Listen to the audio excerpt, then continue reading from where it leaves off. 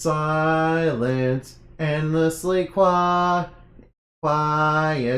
endlessly silent. Anyway. Welcome on to another lore stream. Are you ready? Alright, this is the Brainwyrm. It's a Shadow of the Magician turret. Oh no, not the Brainwyrm.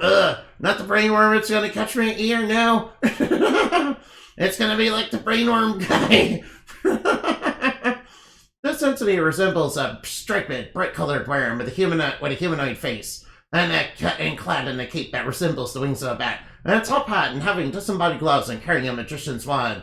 In the celestial court, it was part of those who helped the goddess of creation in a collab to come up with different elements, different shapes, the creation of the four sacred treasures, the creation of the mediums and shorts, and when it was revealed, it was helping to create humans that didn't understand why the goddess wanted to give this power the form, the abilities his world had created and ruled for eons after a dark age, and proposed many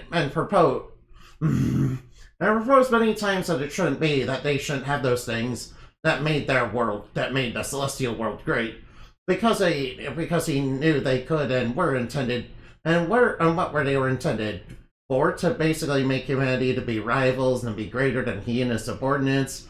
Whom he eventually sided with because he decided humanity shouldn't have the fire of the creation they held, and that the first humans should be prevented from achieving what their realm had always known.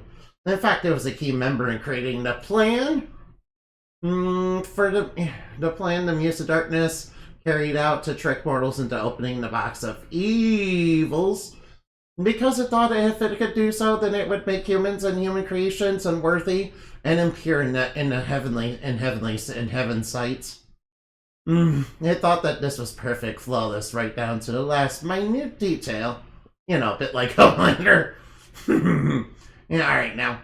However, the plan was exposed and he was exiled, and he turned towards, twisting those gifts and leading people to using them not to create and to build, but to harm and to destroy, which it enforced through zealotry, led through power, and spread via misinformation, which it did its best to corrupt and distort, just enough to push people away from the goddess of creation, and what she intended and wanted for the people, for humanity and their creations, the tulpas, and drove them into madness, into forsaking that power and knowledge for ignorance, and to enforce it with fire. And to enforce it with fire and sword, to ruin the growth and potential of each and every civilization. It even was responsible for the development of the curse and brutal punishments enforced by the traitors of the goddess creation, until one day Athena would push Arachne too far with one of these.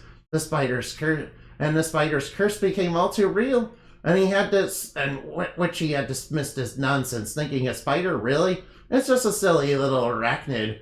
How is it supposed to kill us? Whom are greater than the nonsense and noise the humans foolishly cling to?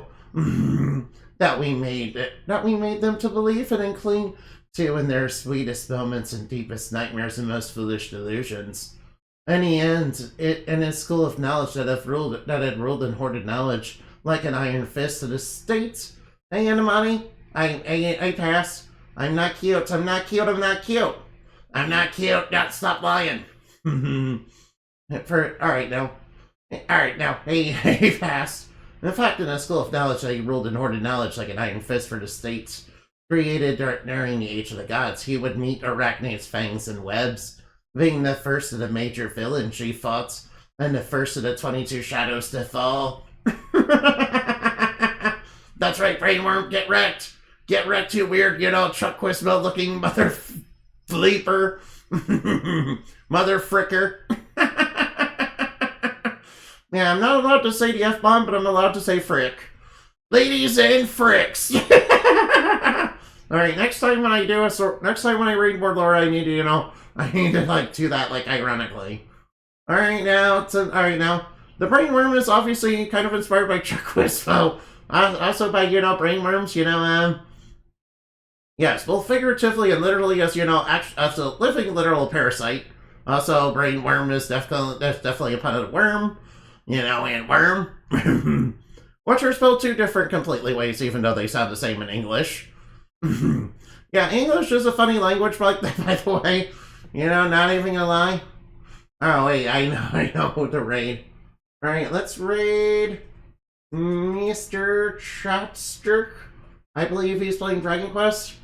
YouTube swearing has gotten more lenient, so it's fine ending. Oh, really? So I can drop the F-bomb if I want? Alright, yeah. This guy is a truck quiz build looking motherfucker, not gonna lie. Alright, I promise. Alright, now. Anyway. Thank you for listening and I hope you had plenty of fun. Remember that raid. Swoop in to give your rabies and your babies rabies. Oh yeah.